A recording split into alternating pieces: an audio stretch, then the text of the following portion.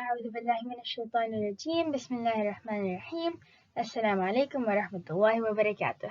So I wasn't able to finish this series in Ramadan. There wasn't enough time, but I had planned to continue it after. And now that the best 10 days of the entire year have arrived, alhamdulillah, I think it's the perfect time to resume, right? So let's begin Juz 7, inshallah.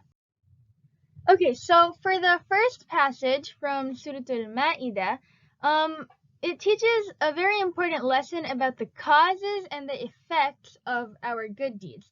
And I think that if we want to have pure intentions, and we don't want to mix them up, then we really shouldn't confuse these two for each other.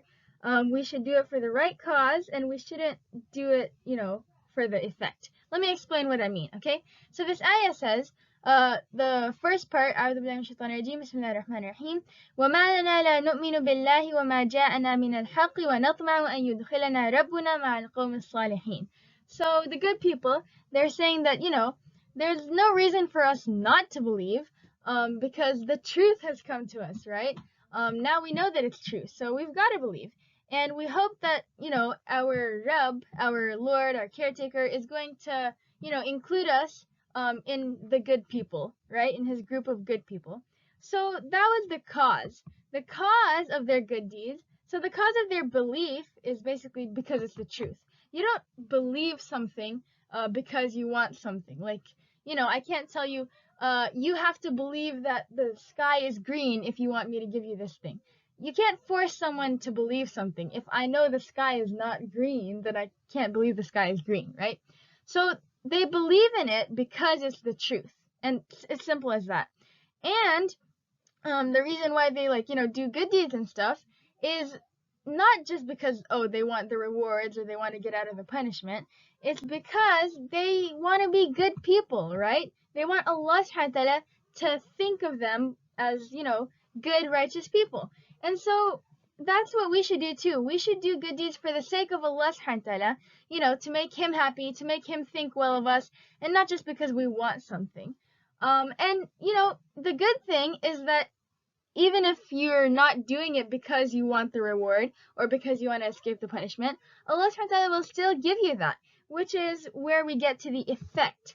The effect of their good deed, which is, believing in Allah subhanahu wa ta'ala and being Muslims, the effect of it, أعوذ بالله من الشيطان الرجيم بسم الله الرحمن الرحيم فأثابهم الله بما قالوا جنات تجري من تحتها الأنهار. So Jannah, خالدين فيها وذلك جزاء المحسنين. So Jannah, gardens with flowing rivers and everything. So all of that is the effect. All of that is the thing that happens because of their good deed. But that's not why they were doing the good deed. They were being Muslims because it's the truth, and that is the true way of life, and also because they love Allah subhanahu wa ta'ala and they want Allah subhanahu wa ta'ala to count them as good people. So we should we should have the right cause for our intention, and just because something is an effect, it doesn't mean that that's why we're doing this good deed, right? Next ayah. أعوذ بالله من الشيطان الرجيم بسم الله الرحمن الرحيم قل لا يستوي الخبيث والطيب ولو أعجبك كثرة الخبيث فاتقوا الله يا أولي الألباب لعلكم تفلحون. So this ayah is saying that the good and evil, like the impure and the pure, they are not the same. The pure is always better, even if there's a lot of impurity. Even if most of the stuff in the world are impure, that doesn't mean that it's right, okay? Because if you follow most people, the point is that you would get totally lost. Because even in dunya, success is certainly not the most common outcome, right? Most people are not rich. Most people are not, super healthy. Most people are not A+ students. Most people are not successful. So if you're just going to go with, what most people do, then you're going to end up in the wrong. If you want to be correct and if you want to be successful, then you don't just look at, what everyone's doing. You have to, use that brain that Allah subhanahu wa ta'ala gave you and basically figure out what is the right way, even if no one else is doing it. And that was what was so special about Ibrahim alayhi salam, for example, that basically everyone in his community were disbelievers, But he didn't let that stop him from, obeying Allah subhanahu wa ta'ala and choosing the right way. And that's why Allah subhanahu wa ta'ala called him Hanif. It's a word that basically means like, someone who, my uncle calls it, swims against the tide. Basically, they go against the general direction because the general direction is wrong. Of course, if the general direction is right, then, do it, but you know what I mean. Next, in Surah Al-An'am, Allah subhanahu wa ta'ala says, أعوذ بالله من الشيطان الرجيم بسم الله الرحمن الرحيم الحمد لله الذي خلق السماوات والأرض وجعل الظلمات والنور ثم الذين كفروا بربهم يعدلون. So, first when we're reading Quran, we praise Allah subhanahu wa ta'ala who created the sky and the earth and darkness and light. And then Allah subhanahu wa ta'ala says that despite all of that, even though Allah subhanahu wa ta'ala created all those awesome things, like the heavens and the earth are no small deal, but despite all of that, then the disbelievers, they basically بِرَبِّهِمْ يَعْدِلُونَ. So they do adl with Allah subhanahu wa ta'ala. So adl is a word in Arabic that means equal treatment, right? So like if we buy a pizza, then everyone gets an equal slice. That's adl. And I'm sorry for those of you who are fasting for the hijjah, probably making it hard for you, but inshallah you'll get extra hasanat. Anyways, so yeah.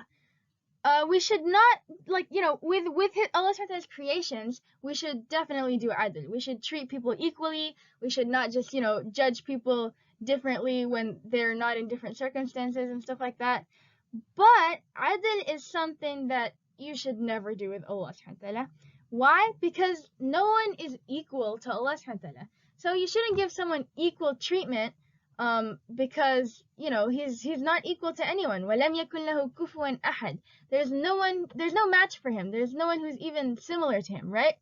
And we don't have to say it. Just showing in our actions is enough to count.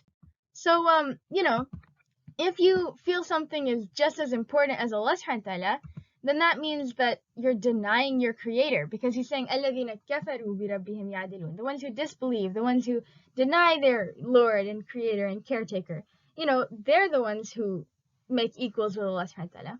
So like for example, if you hear the adhan right when you just sat down, you just got comfy, and then the adhan comes, then are you going to just be lazy getting up, or are you going to get up immediately, very energetically and stuff like that?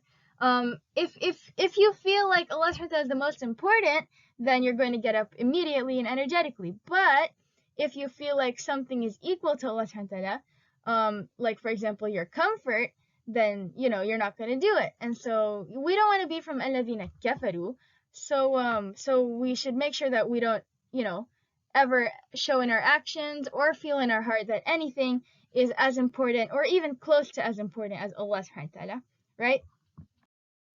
Next, so I realized at some point in my life that one reason for, the problems in our life is to actually save us from ourselves. Allah subhanahu wa ta'ala is protecting us from our own arrogance. So Allah subhanahu wa ta'ala says, أعوذ بالله من الشيطان الرجيم بسم الله الرحمن الرحيم وَلَقَدْ أَرْسَلْنَا إِلَى أُمَمٍ مِّن قَبْلِكَ فَأَخَذْنَاهُمْ بِالْبَأْسَاءِ وَالضَّرَّاءِ لَعَلَّهُمْ يَتَضَرَّعُونَ.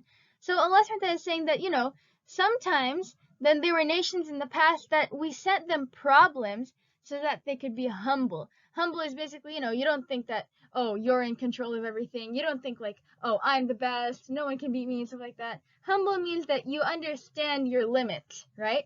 So whenever Allah subhanahu wa ta'ala sees someone drifting away and starting to think that, they have all the power, then he doesn't want them to be arrogant. He doesn't want them to, get themselves into that same problem that Shaitan got himself into when, he was arrogant to Allah subhanahu wa ta'ala. And so Allah subhanahu wa ta'ala doesn't want to be mad at you. And so what he does is he saves you by sending you a problem in your life to remind you that, you're not in control. Allah subhanahu wa ta'ala is in control, and you cannot do anything yourself without Allah subhanahu wa ta'ala.